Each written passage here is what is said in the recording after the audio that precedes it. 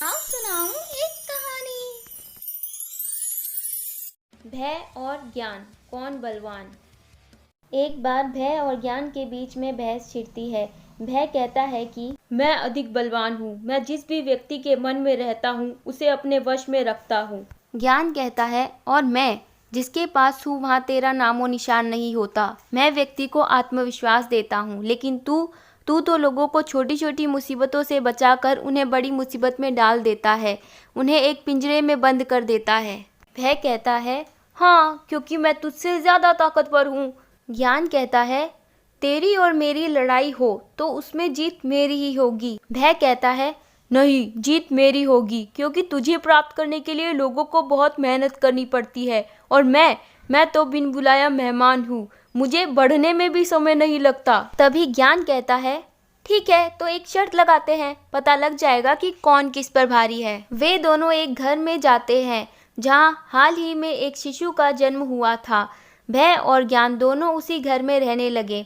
कुछ समय बीत जाता है। अब वह बच्चा चलना सीखने लगा। वह उठता, गिरता, फिर उठता और चलता, फिर गिरता, किंतु सीखना बंद नहीं करता, क्योंकि अभी वह किसी तरह के भय से ग्रसित नहीं था। वह अपनी पूर्ण कोशिश करता है कि वह उसके मन में चोट लगने के भय को जागृत करे और उसके मन में अपना स्थान बना ले। वहीं ज्ञान अपना पूरा प्रयास करता है और उस बच्चे के मन में सीखने की इच्छा को बढ़ाता है। इस प्रयास में भय की हार होती है और ज्ञान की जीत। वह बच्चा चलना सीख जाता है। अब भय कहता है कि कोई बात नहीं, अभी तो मेरे पास बहुत मौके आएंगे, मैं इसे अपने वश में करके ही रहूंगा। कुछ साल बाद वह बच्चा साइकिल चलाना सीखना शुरू करता है। यहाँ उसे ज्ञान दिया जाता है कि उसे संतुलन बनाना है, पेडल मारना है और हैंडल को सीधा रखना है। साइकिल चलाने का यह ज्ञान होने के बाद भी उसके मन में अचानक भय का भाव जागृत हो जाता है। जैसे ही उसके मन में भय का भाव जागृत होता है, भय अत्यंत प्रसन्न होकर कहता है अब देखना, इसके मन में मेरा भाव जागृत हो गया है, अब मैं कैसे इसके मन में अपना दबदबा बनाता हूँ, जबकि साइकिल को चलाने का ज्ञान इसके पास है। वह लड़का साइकिल चलाने की कोशिश करता है। तभी उसके मन से एक आवाज आती है, कहीं मैं संतुलन नहीं बना पाया तो, कहीं मेरे सिर में चोट लग गई तो, कहीं मेरे हाथ पैर टूट गए तो। इस तरह के डर के भाव उसके मन को घेर लेते हैं। अब उसके पास साइकिल चलाने का ज्ञान होने के बावजूद भी वह साइकिल को चलाने की कोशिश भी नहीं कर पा रहा था। तभी उस लड़के के पिता उसे समझाते हैं कि अगर वह थोड़ी सी हिम्मत करे तो वह आसानी से साइकिल को चला सकता है। पिता के इतना समझाने के बावजूद भी वह लड़का साइकिल से गिरकर लगने वाली चोट के ही बारे में सोचता रहा। फिर उसके पिता उससे कहते हैं कि वह उसे गिरने नहीं देंगे, यदि साइकिल गिरेगी तो वह उसे पकड़ लेंगे। इस भरोसे पर वह लड़का साइकिल चलाता है और बिना हिले डुले साइकिल को संभाल लेता है। अब उसे समझ आता है कि वह तो यूं ही डर रहा था, ना तो वह गिरा और ना ही उसका संतुलन बिगड़ा। अब उसे समझ आ गया कि यदि उसका संतुलन बिगड़ा तो भी वह आसानी से खुद को संभाल सकता है। इस तरह भले ही कुछ समय के लिए अज्ञानतावश भय ने उसके मन को घेर लिया था, लेकिन ज्ञान की एक चिंगारी ने उस भय को नष्ट कर दिया। एक बार फिर ज्ञान की जीत हुई। ज्ञान ने भय से कहा, मेरे सामने तेरा कोई वजूद नहीं, हार मान ले। भय ने कहा, अभी तू मुझे हरा पाया क्योंकि मैं अपने विशाल रूप में नहीं था, समय आने दे, मेरे विशाल रूप के सामने तू जरूर हारेगा। देखते ही देखते कुछ साल बीत गए। वह लड़का अब बड़ा हो गया। स्कूल में अपने दोस्तों के साथ मस्ती करता, बैक सीट पर बैठता, स्कूल में होने वाले किसी भी प्रकार के क्रियाकलापों में भाग नहीं लेता, बस स्कूल जाता, मस्ती करता, थोड़ी बहुत पढ़ाई करता और स्कूल से घर आ जाता। देखते ही देखते उसकी स्कूल पूरी हो गई। अब उसका सामना असली दुनिया से था। उन दोस्तों का साथ छूटा जिसका साथ किसी कार्य को करने की हिम्मत देता था। अब अकेले चलना था। उसके परिवार की आर्थिक हालत कुछ खास नहीं थी, इसलिए उसे अब एक नौकरी करनी थी।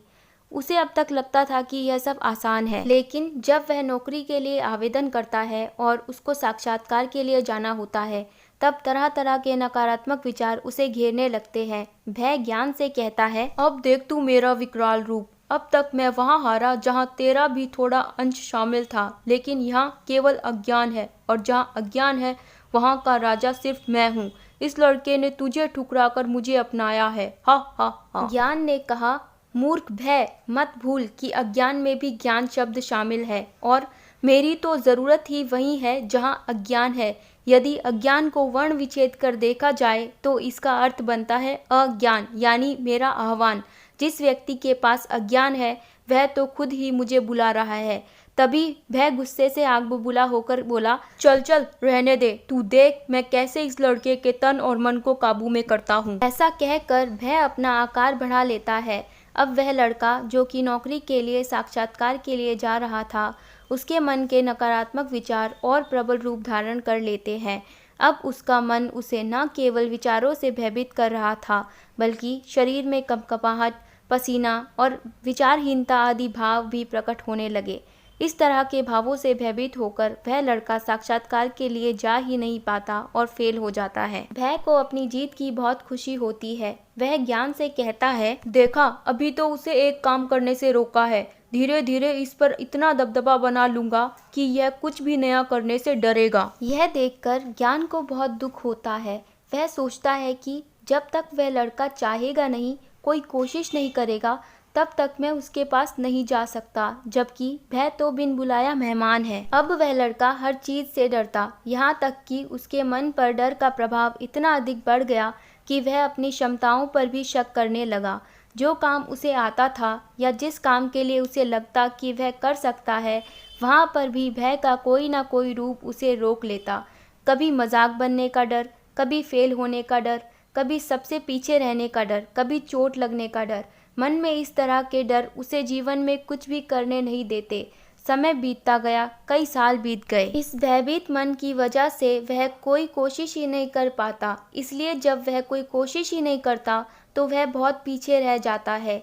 उसके पहचान के लोग उन सालों के दौरान काफ़ी कुछ हासिल कर लेते हैं।